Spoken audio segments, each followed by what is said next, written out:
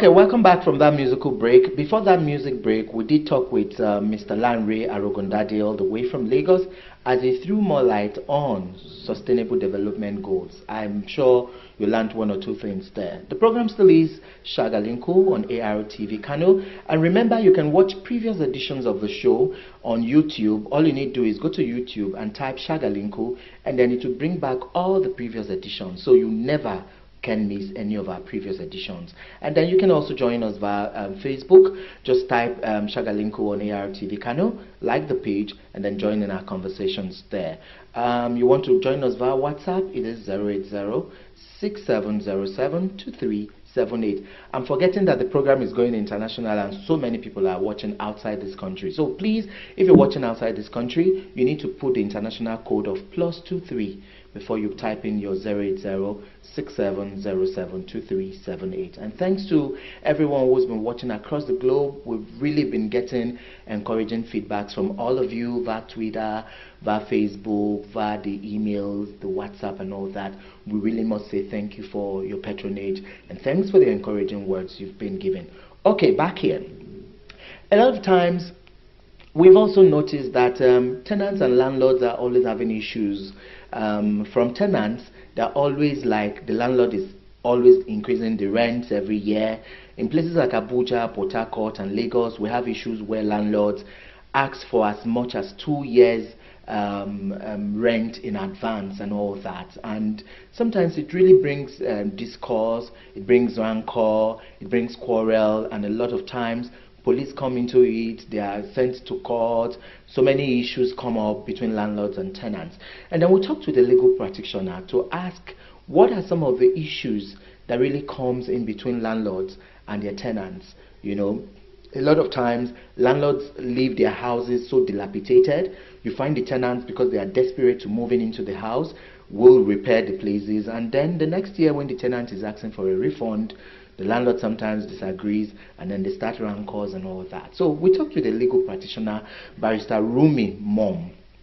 That name is a jawbreaker, but you get to hear from him what he thinks about issues between tenants and landlords. And in case you're watching us right now and you're having similar issues with your landlord, I think you really need to watch this to know where or which part of the divide when it comes to the legal angle that you need to base your judgment at. So let's join Barrister Roomy Mom as he talks with us on tenants and landlords. I'll be back. Yeah, my name is Roomy Mom.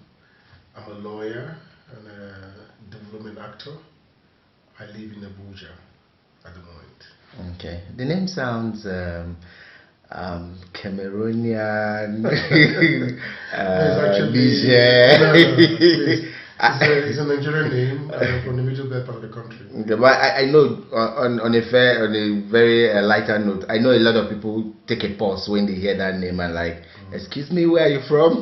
No, that, I mean, not just in Nigeria, in other parts of the world too. Exactly. They stop me to ask me, come, where are you from? Part of the world. Because I know when listeners or viewers who would watch this hears that name and they're like, where is he from? Kabari, did you get a Cameroonian on the show? Exactly, when you have a name like Mom, which is MOM for Americans as a mother. So yes, but it actually means warm from where I come from. Oh, beautiful. Landlords and tenant relationship, even by the way it comes together, is a combustible relationship. Sometimes it's difficult to manage if there is no much understanding between the parties. The issue of landlord and tenants has been made worse because of the absence of affordable houses, given the economic situation in our country today. A lot of houses have been built, no doubt, but because government has stopped building affordable houses, it's been totally left to the private sector to manage or to give out. And most Nigerians are on a wage that is hardly living wage. People earn 50,000 and they say it's split their salary. As a minimum wage is 18,000, for example. So how do you expect these people to be able to pay for a 2-bedroom apartment that in a modest city in Nigeria today goes for around 150,000 to 250,000? And if it's in Abuja, you're looking at millions and all of that. So that has led to a lot of pressure on the availability of living houses. That is one. That has led to a lot of pressure on how tenants can pay, even if they manage to save and pay for the first year. So it leaves a lot of pressure. Second year going forward, it becomes difficult to manage. When it's the first year, sometimes it's okay, because you tell me, oh, my house is 150,000 per year or 200,000 per year. The man stays for 9-10 months and he has finally gotten that money and he pays you and he moves in. But when he's in the house and with the little salary he earns and the other demands on the salary, when it comes to paying for the second year and onwards, problem starts. It's a social problem, if you ask. I think the first thing landlords need to understand is that they are operating in Nigeria, where people pay what they earn for houses, for accommodation. Not everybody is lucky rents, because most of the people who pay rents of 1, 2, 3 million, if you ask me, they're not businessmen. So landlords need to understand that this money comes from Nigerians, and so houses must be made in such a manner that rancors do not occur. We need to revise our rents to practical rents in this country. The rents in this country are not practical, and that is where the problems start. So with landlords, they need to come down to a level where people can afford the houses and there are no rancors secondarily going forward. For tenants, I also think that we tenants should also be able to get houses that they can afford. Before you move into a house, be on clear terms with your landlord. Reduce whatever terms you are saying into agreements, written and signed. Understand the contents of the agreement you are writing. I've seen where landlords increase rent by 50% the following year. Put all these clauses in your agreement with your landlord. That, sir, this money I'm paying you, I want to know, will you increase rent next year or the following year? If he says no, are you willing to have that in the agreement with me? State governments should also pass laws that prohibits increase in rents in less than 3 years of anybody occupying any particular house. And where those increases are, they shouldn't be above a certain percentage. I know a few states in Nigeria have done that.